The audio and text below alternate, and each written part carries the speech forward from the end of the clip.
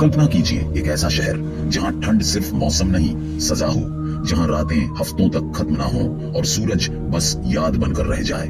और सबसे डरावनी बात, यह शहर किसी युद्ध से नहीं, किसी बम से नहीं, बल्कि चुपचाप बर्फ में जम गया। कभी यह खदानों की रौनक था, आज बर्फ में जमी हुई खामोशी का स्मारक है। आज हम बात करेंगे रूस के उस शहर की जिसे बनाया गया था जबरदस्ती और छोड़ा गया था बिल्कुल बेरहमी से। ये है वोरकुटा। वोरकुटा रातों रात कैसे जम गया, यही राज हम आज खोलेंगे। नक्शे पर वोरकुटा एक छोटा सा बिंदु लगता है, लेकिन हकीकत में यह दुनिया के किनारे जैसा है। रूस के सुदूर उत्तर में आर्कटिक सर्कल के पार टुंड्रा की सूखी सूनी जमीन पर बसा यह शहर साल के ज्यादातर दिनों में सफेद चादर से ढका रहता है। सर्दियां यहाँ सिर्फ ठंडी नहीं, बेरहम है। तापमान कई बार -40 से 50 डिग्री तक गिर जाता है। हवा इतनी तेज चलती है कि छोटी सी गलती भी जान ले सकती है।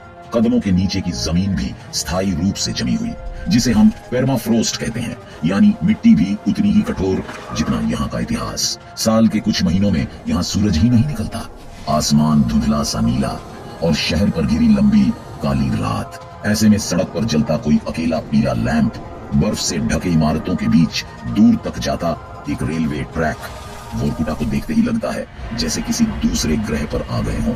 लेकिन सवाल ये है, इतनी मुश्किल जगह पर जहाँ जीना ही एक चुनौती है, वहाँ किसी ने शहर बसाने की जिद क्यों की? क्यों यहाँ इमारतें खड़ी की गईं, स्कूल खोले गए, थिएटर बनाए गए? जवाब जमीन के ऊपर नहीं, नीचे छिपा था। वोरकुटा की कहानी समझने के लिए हमें बर्फ हटाकर धरती के अंदर झांकना होगा, जहाँ काला सोना पड़ा था, कोयला। 1930 के दशक में सोवियत संघ तेजी से औद्योगिकरण कर रहा था। फैक्ट्री चाहिए, बिजली चाहिए, ट्रेनें चलानी है, फौज को मजबूत करना है, और इन सब की सांसें चलती थीं एक ही चीज पर, कोयला। वैज्ञानिकों और सर्वे टीमों ने उत्तरी रूस की जमी हुई जमीन की जांच शुरू की। यहाँ इंसान शायद ही बसना चाहता था, लेकिन धरती के भीतर कुछ और ही कहानी छिपी थी। वोरकुटा के नीचे विशाल कोयला भंडार मिला, इतना कि आने वाली कई पीढ़ियों तक साम्राज्य की भट्टियां जलती रह सकती थी। कागज पर यह खोज किसी जीत से कम नहीं थी। रिपोर्टों में लिखा गया, कठिन है लेकिन असंभव नहीं। यानी यहाँ शहर बसाना महंगा पड़ेगा, मगर मुनाफा उससे भी बड़ा होगा। फैसला हो गया, जहाँ कोयला है वहीं लोग भी होंगे। लेकिन ठहरिए, कोई भी सामान्य नागरिक इतनी खतरनाक जमी हुई अंधेरी जगह पर खुद से क्यों जाएगा? यहीं से कहानी मोड़ लेती है। सोवियत सरकार ने ठंड से नहीं डरी, इंसान से भी नहीं। उन्होंने तय किया, अगर लोग खुद नहीं आएंगे तो उन्हें भेजा जाएगा। वोरकुटा के ऊपर शहर की योजना बन रही थी और नीचे खदानों के नक्शे। लेकिन इस शहर की नींव में ईंट और सीमेंट से ज्यादा एक और चीज लगने वाली थी, कैदियों की जिंदगी। अब वोरकुटा सिर्फ एक औद्योगिक प्रोजेक्ट नहीं था, ये बनने वाला था एक गुलाग, यानी श्रम शिविरों की भयावह दुनिया का हिस्सा। सोवियत शासन के लिए वोरकुटा आदर्श था, दुनिया से कटा हुआ, भागना लगभग नामुमकिन, मौसम खुद पहरेदार। यहाँ शुरू हुए गुलाग श्रम शिविर।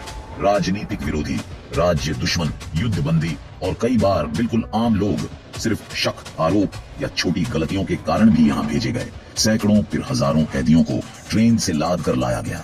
घंटों चलती बर्फीली रेल लाइन के अंत में उन्हें मिलता था लोहे की बाढ़, पहरेदारों की नजरें और अनंत सफेद सुनसान।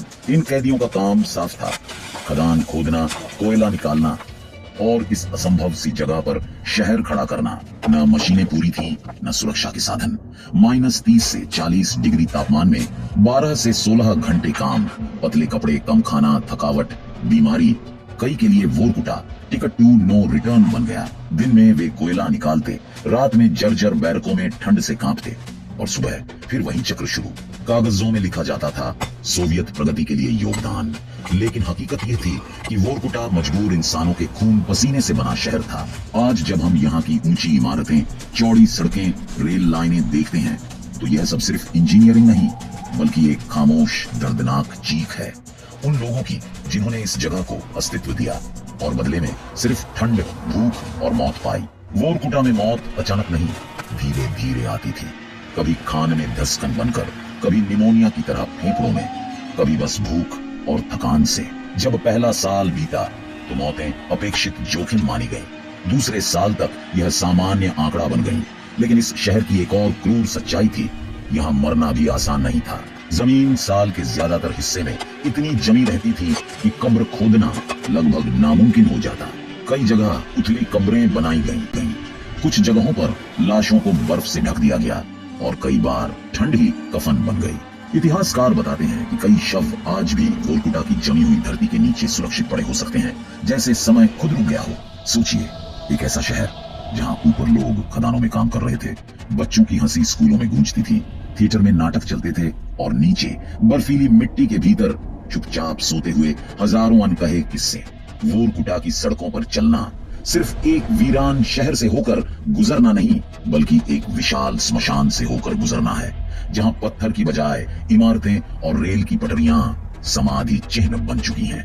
यहीं से कहानी एक और मोड़ लेती है, क्योंकि इतनी मौत, इतनी पीड़ा के बाद भी वोरकुटा एक समय पर खुशहाल सोवियत शहर जैसा दिखने लगा था। समय बीतता गया। द्वितीय विश्व युद्ध के बाद सोवियत संघ को पहले से भी ज्यादा कोयला चाहिए था, लेकिन दुनिया को दिखाना था कि साम्राज्य मजबूत और मानवीय है। धीरे धीरे वोरकुटा का चेहरा बदला। कुछ गुलाग कैंप बंद हुए, कुछ बदले रूप में जारी रहे, लेकिन शहर की बाहरी तस्वीर बदलने लगी। ऊंची ऊंची अपार्टमेंट इमारतें बनी, बाजार खुले, स्कूल शुरू हुए, अस्पताल बनाए गए, थिएटर में नाटकों और संगीत कार्यक्रमों का आयोजन होता। रेलवे स्टेशन पर आने जाने वाली ट्रेनों से यह एहसास होता कि यह भी किसी और सोवियत शहर की तरह ही है। कई परिवार अच्छे वेतन के लालच में यहाँ आए। सरकार ने उन्हें दूर दराज लेकिन अवसरों से भरा शहर बताया। उनके लिए यह बस एक ठंडा, मेहनती लेकिन स्थिर जीवन वाला इलाका था। उन्हें शायद अंदाजा भी नहीं था कि जिन सड़कों पर उनके बच्चे खेल रहे थे, वहीं कभी कैदी ठंड में गिरते पड़ते मर गए थे। वोरकुटा में अब दो इतिहास साथ साथ चल रहे थे। ऊपर का, जहां लोग काम पर जाते, सिनेमा देखते, शादी करते, और नीचे का, जो किसी ने जोर से बोलकर कभी नहीं बताया। देखने वाले को वोरकुटा अब कामयाब प्रोजेक्ट लगता था, एक ऐसा शहर जिसे इंसान ने नामुमकिन जगह पर बनाकर दिखाया। पर असली तूफान अभी बाकी था, क्योंकि यह पूरा तंत्र एक ऐसे साम्राज्य पर टिका था जो खुद ही टूटने वाला था। 1990 का दशक सोवियत संघ के लिए उथल पुथल का समय था। आर्थिक संकट, राजनीतिक विरोध, सुधारों का दबाव, हर तरफ बेचैनी थी।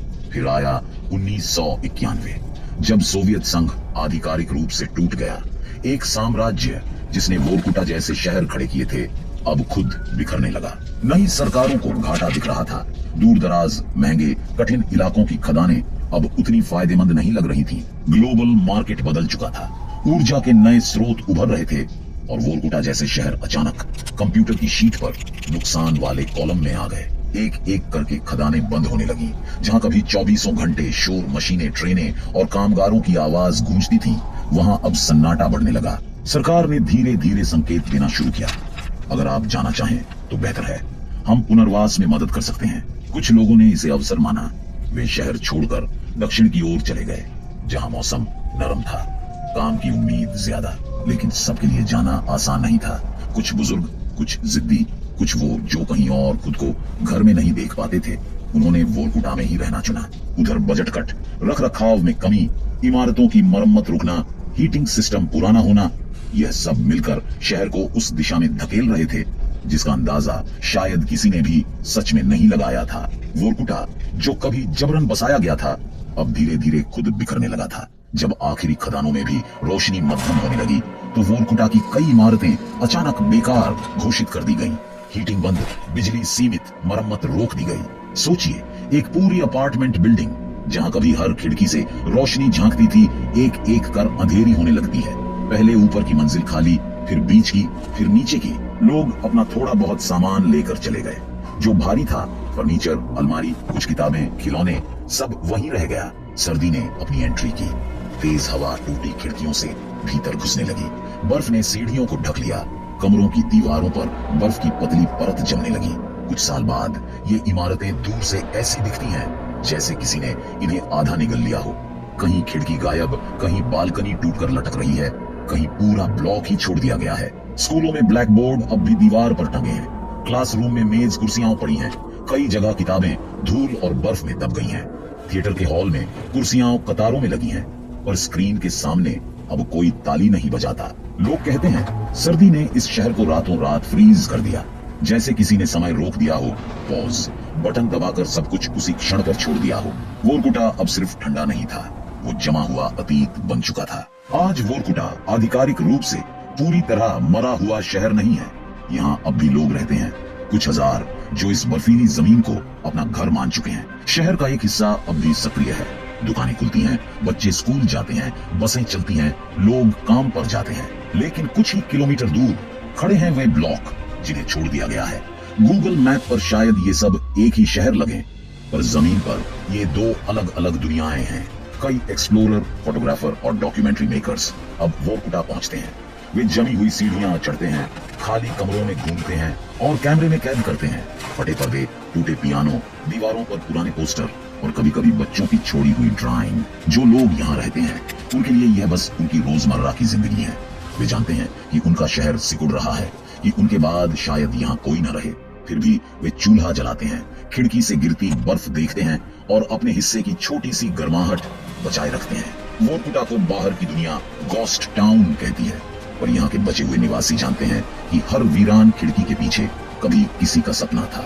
यही शहर अब हमारे लिए एक आईना है, जो दिखाता है कि जब सत्ता, लालच और लापरवाही प्रकृति और इंसान से टकराती है तो अंत में बचता क्या है। वोरकुटा की कहानी सिर्फ रूस की नहीं, हम सब की है।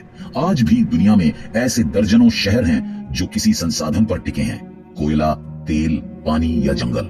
जब तक फायदा है वे चमकते हैं, जैसे ही संतुलन बिगड़ता है वे धीरे धीरे नक्शे से मिटने लगते हैं। वोरकुटा हमें याद दिलाता है कि शहर सिर्फ इमारतों से नहीं, यादों और इंसानों से बनते हैं। अगर हमने इतिहास से नहीं सीखा तो अगला जमी हुई खामोशी वाला शहर शायद हमारे बहुत पास हो सकता है। अगर आपको ऐसे हिडन वर्ल्ड सीक्रेट्स जानना पसंद है, वीडियो को लाइक करें, शेयर करें और सब्सक्राइब करना ना भूलें। मिलते हैं अगले वीडियो में।